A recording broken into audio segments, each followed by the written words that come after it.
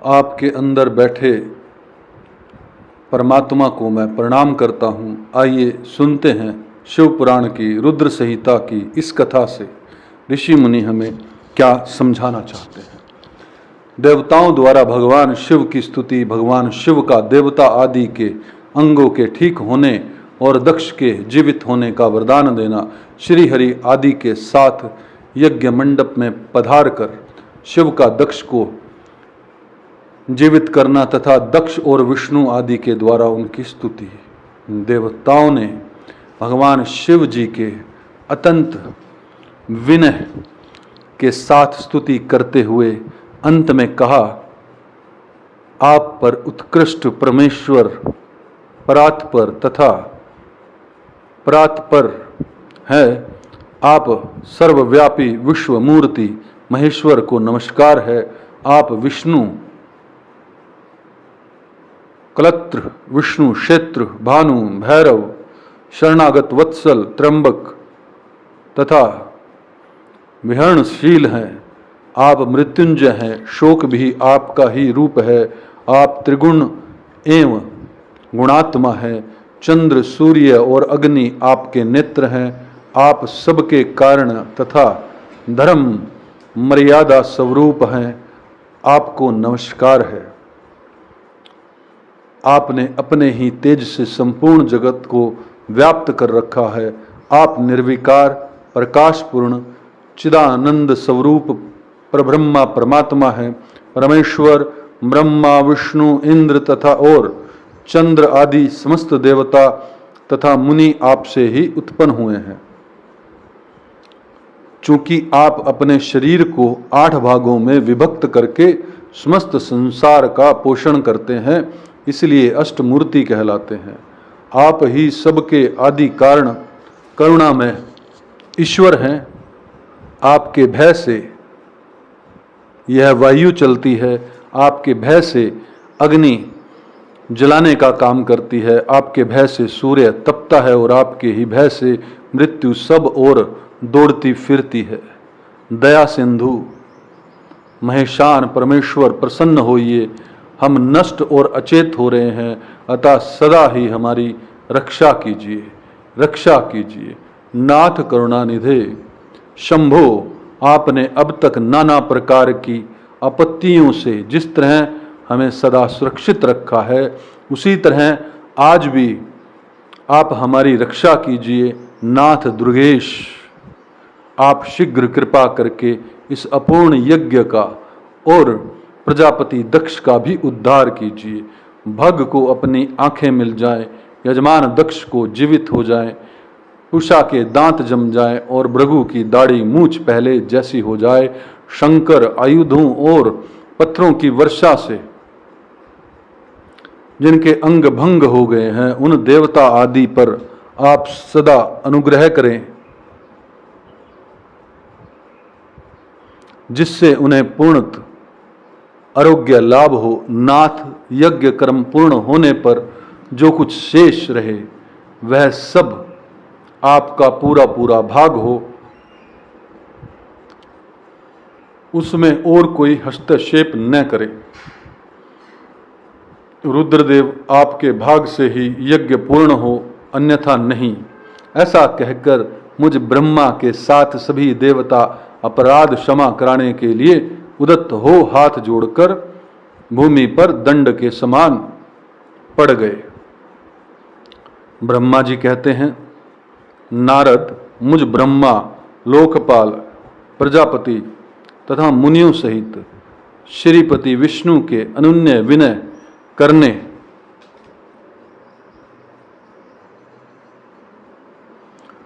पर महेश्वर शिव प्रसन्न हो गए।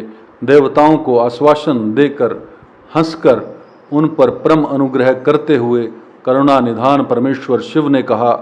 श्री महादेव जी बोले, सुरश्रेष्ठ ब्रह्मा और विष्णुदेव, आप दोनों सावधान होकर मेरी बात सुने। मैं सही बात करता हूँ। तात, आप दोनों की सभी बातों को मैंने सदा माना है।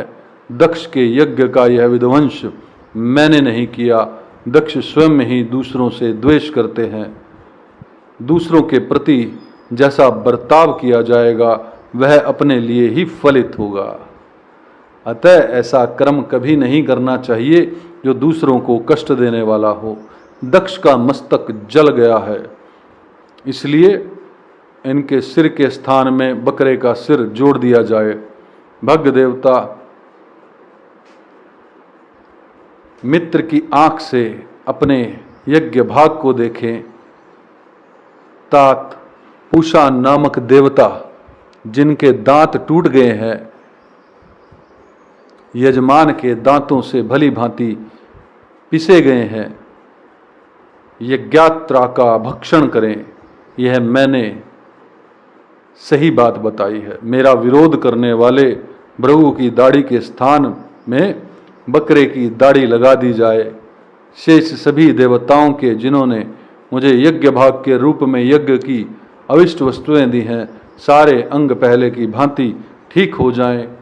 अध्वर्यु आदि यज्ञिकों में से जिनकी भुजाएं टूट गई, वे अश्विनी कुमारों की भुजाएं से, और जिनके हाथ नष्ट हो गए वे पूषा के हाथों से अपने काम चलाएं। यह मैंने आप लोगों के प्रेमवश कहा है। ब्रह्मा जी कहते हैं, नारद, ऐसा कहकर वेद का अनुसरण करने वाले सुर सम्राट चराचर पति दयालु परमेश्वर महादेव चुप हो गए।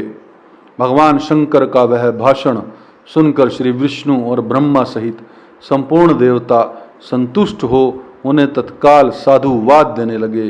तदंतर भगवान शंभु को आमंत्रित करके मुझ ब्रह्मा और देवऋषियों के साथ श्री विष्णु अत्यंत हर्षपूर्वक पुनः दक्ष की यज्ञ शाला की ओर चले। इस प्रकार उनकी प्रार्थना से भगवान शंभु विष्णु आदि देवताओं के साथ कनखल में स्थित प्रजापति दक्ष की यज्ञशाला में पधारे। उस समय रुद्रदेव ने वहां यज्ञ का और विशेषत देवताओं तथा ऋषियों जो वीरभद्र के द्वारा विध्वंस किया गया था उसे देखा। स्वाहा स्वधा पूषा तुष्टि धृति सरस्वती अन्य समस्त ऋषि पितृ अग्नि तथा अन्याय बहुत से यक्ष गंधर्व और राक्षस वहां पड़े थे। उनमें से कुछ लोगों के अंग तोड़ डाले गए थे, कुछ लोगों के बाल नोच लिए गए थे और कितने ही उस सम्रांगण में अपने प्राणों से हाथ धो बैठे थे।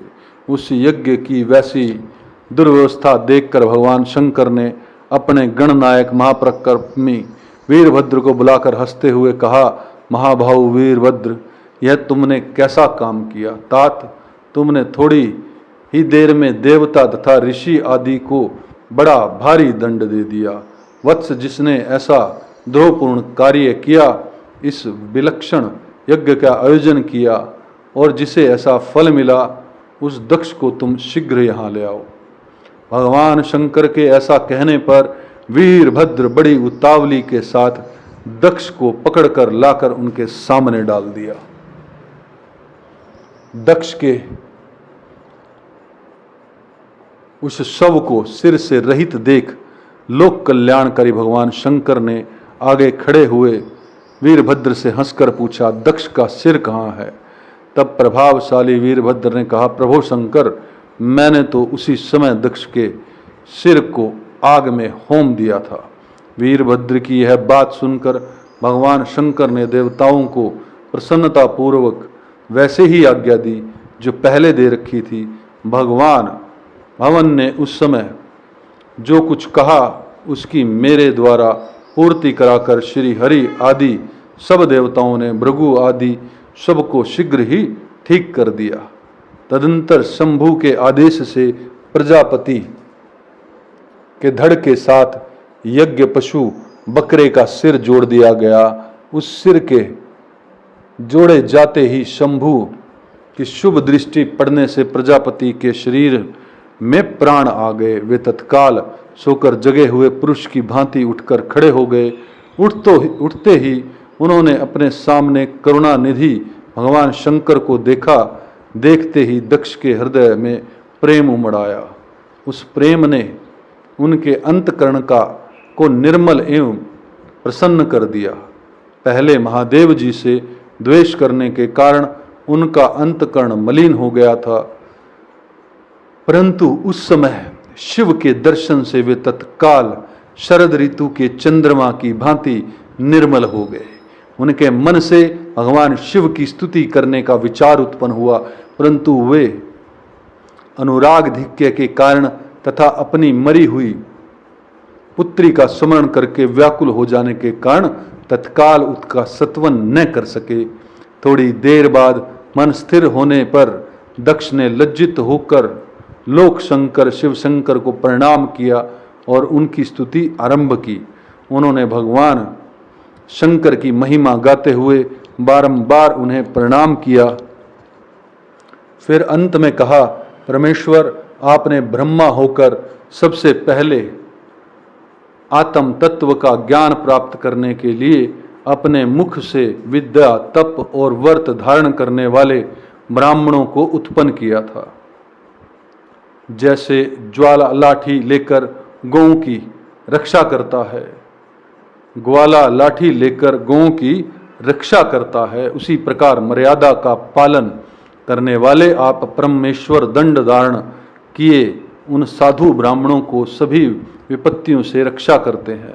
मैंने दुर्वचन रूपी बाणों से आप परमेश्वर को बींद डाला था, फिर भी आप मुझ पर अनुग्रह करने के लिए यहाँ आ गए।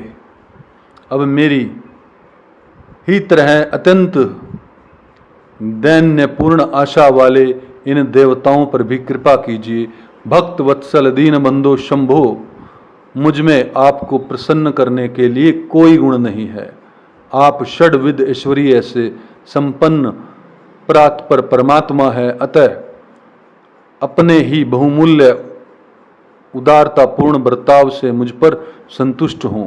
ब्रह्मा जी कहते हैं, नारद, इस प्रकार लोक कल्याणकारी महाप्रभु महाशंकर की स्तुति करके विनित चित्त प्रजापति दक्ष चुप हो गए। तदंतर श्री विष्णु ने हाथ जोड़कर भगवान वृषभ ध्वज को प्रणाम करके प्रसन्नता पूर्ण हृदय और वाशप गदगद वाणी द्वारा उनकी स्तुति आरंभ की। तदंतर मैंने कहा, देव देव महादेव, करुणा सागर प्रभु, आप स्वतंत्र परमात्मा हैं, अद्वितीय एवं अविनाशी परमेश्वर हैं। देव ईश्वर, आपने मेरे पुत्र पर अनुग्रह किया। अपने अपमान की और कुछ भी ध्यान न देकर दक्ष के यज्ञ का उद्धार कीजिए। देवेश्वर, आप प्रसन्न होइए एवं समस्त शापों को दूर कीजिए।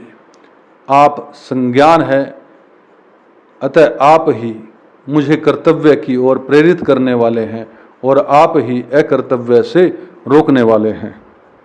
महामुने, इस प्रकार परम महेश्वर की स्तुति करके मैं दोनों हाथ जोड़कर मस्तक झुकाकर खड़ा हो गया।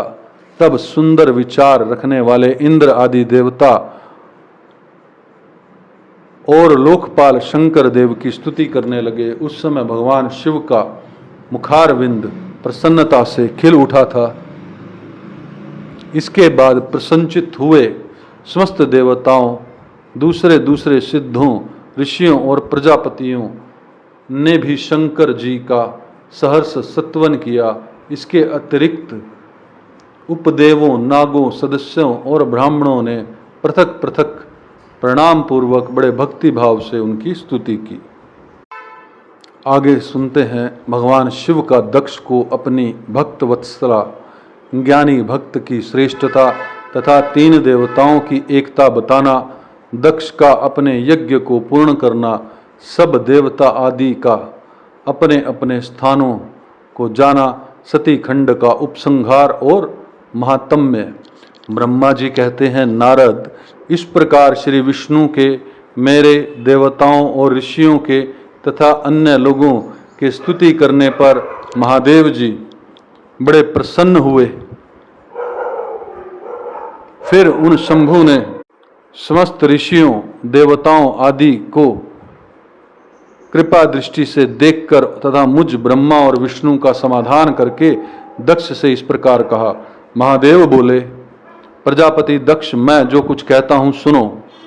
मैं तुम पर प्रसन्न हूँ, यद्यपि मैं सबका ईश्वर और स्वतंत्र हूँ, तो भी सदा ही अपने भक्तों के अधीन रहता हूँ। 4 प्रकार के पुण्यात्मा पुरुष मेरा भजन करते हैं। दक्ष प्रजापति उन चारों भक्तों में पूर्व की अपेक्षा उत्तरोत्तर श्रेष्ठ है। उनमें पहला आर्त, दूसरा जिज्ञासु, तीसरा अर्थार्थी और चौथा ज्ञानी। पहले के 3 तो सामान्य श्रेणी के भक्त हैं, किंतु चौथा का अपना विशेष महत्व है। उन सब भक्तों में चौथा ज्ञानी ही मुझे अधिक प्रिय है, वह मेरा रूप माना गया है। उससे बढ़कर दूसरा कोई मुझे प्रिय नहीं है। यह मैं सत्य सत्य कहता हूँ। मैं आत्म यज्ञ हूँ, वेद वेदांत के पारगामी विद्वान ज्ञान के द्वारा मुझे जान सकते हैं। जिनकी बुद्धि मंद है वही ज्ञान के बिना मुझे पाने का प्रयत्न करते हैं। कर्म के अधीन हुए मूढ़ मानव मुझे वेद, यज्ञ, दान और तपस्या द्वारा भी कहीं नहीं पा सकते। अतः दक्ष, आज से तुम बुद्धि के द्वारा मुझ परमेश्वर को जानकर ज्ञान का आश्रय ले समचित्त होकर कर्म करो। प्रजापते, तुम उत्तम बुद्धि के द्वारा मेरी दूसरी बात भी सुनो। मैं अपने सगुण स्वरूप के विषय में भी इस गोपनीय रहस्य को धर्म की दृष्टि से तुम्हारे सामने प्रकट करता हूँ। जगत का परम कारण रूप मैं ही ब्रह्मा और विष्णु हूँ। सबका आत्मा, ईश्वर और साक्षी हूँ। स्वयं प्रकाश तथा निर्विशेष हूँ। मुने, अपनी त्रिगुणात्मिकता माया को स्वीकार करके मैं ही जगत की सृष्टि, पालन और संहार करता हुआ उन क्रियाओं के अनुरूप ब्रह्मा, विष्णु और रुद्र नाम धारण करता हूँ। उस अद्वितीय भेद रहित केवल विशुद्ध मुझ पर ब्रह्मा परमात्मा में ही अज्ञानी पुरुष ब्रह्मा, ईश्वर तथा अन्य समस्त जीवों को भिन्न रूप से देखता है। जैसे मनुष्य अपने सिर और रथ आदि अंगों में ये मुझसे भिन्न है ऐसा परकीय बुद्धि कभी नहीं करता, उसी तरह मेरा भक्त प्राणी मात्र में मुझसे भिन्नता नहीं रखता। दक्ष, मैं ब्रह्मा और विष्णु तीनों स्वस्वरूप हूँ, एक ही है तथा हम ही संपूर्ण जीवन रूप हैं। ऐसा समझकर जो हम तीनों देवताओं में भेद नहीं देखता वही शांति प्राप्त करता है। जो नराधम हम तीनों देवताओं में भेद बुद्धि रखता है वह निश्चय ही जब तक चंद्रमा और तारे रहते हैं तब तक नरक में निवास करता है। दक्ष, यदि कोई विष्णु भक्त होकर मेरी निंदा करेगा और मेरा भक्त होकर विष्णु की निंदा करेगा तो तुम्हें दिए हुए पूर्वोक्त सारे शाप उन्हीं दोनों को प्राप्त होंगे और निश्चय ही उन्हें तत्व ज्ञान की प्राप्ति नहीं हो सकती। ब्रह्मा जी कहते हैं, मुने, भगवान महेश्वर के इस सुखदायक वचन को सुनकर सब देवता मुनि आदि उस अवसर पर बड़ा हर्ष हुआ। कुटुंब सहित दक्ष बड़ी प्रसन्नता के साथ शिव भक्ति में तत्पर हो गया। वे देवता आदि भी शिव को ही सर्वेश्वर जानकर भगवान शिव के भजन में लग गए। जिसने जिस प्रकार परमात्मा शंभु की स्तुति की थी उसे उसी प्रकार संतुष्ट चित्त हुए शंभु ने वर दिया। मुने, तदनंतर भगवान शिव की आज्ञा पाकर प्रसन्न चित्त हुए शिव भक्त दक्ष ने शिव के ही अनुग्रह से अपना यज्ञ पूरा किया। उन्होंने देवताओं को तो यज्ञ भाग दिए, शिव को भी पूर्ण भाग दिया, साथ ही ब्राह्मणों को दान दिया। इस तरह उन्हें शंभु का अनुग्रह प्राप्त हुआ। इस प्रकार महादेव जी के उस महान कर्म का विधि पूर्वक वर्णन किया गया। प्रजापति ने ऋत्विजों के सहयोग से उस यज्ञ कर्म को विधिवत समाप्त किया। मुनीश्वर इस प्रकार परब्रह्म स्वरूप शंकर के प्रसाद से वह दक्ष का यज्ञ पूरा हुआ। तदंतर सब देवता और ऋषि संतुष्ट हो भगवान शिव के यज्ञ का वर्णन करते हुए अपने अपने स्थान को चले गए। दूसरे लोग भी उस समय वहाँ से सुखपूर्वक विदा हो गए। मैं और श्री विष्णु भी अत्यंत प्रसन्न हो भगवान शिव के सर्व मंगलदायक श्रेष्ठ का निरंतर गान करते हुए अपने अपने स्थान को सानंद चले आए। सत्पुरुषों के आश्रयभूत महादेव भी दक्ष से सम्मानित हो प्रीति और प्रसन्नता के साथ गणों सहित अपने निवास स्थान कैलाश पर्वत को चले गए। अपने पर्वत पर आकर शंभु ने अपनी प्रिया सती का स्मरण किया और प्रधान प्रधान गणों से उनकी कथा कही। इस प्रकार दक्ष कन्या सती यज्ञ में अपने शरीर को त्याग कर फिर हिमालय की उत्तरी मेनाक के गर्भ से उत्पन्न हुई, यह बात प्रसिद्ध है। फिर वहाँ तपस्या करके गौरी शिवा ने भगवान शिव का पति रूप में वर्ण किया। वे उनके वाम अंग में स्थान पाकर अद्भुत लीलाएं करने लगी। नारद, इस तरह मैंने तुमसे सती के परम अद्भुत दिव्य चरित्र का वर्णन किया जो भोग और मोक्ष को देने वाला है तथा संपूर्ण कामनाओं को पूर्ण करने वाला है।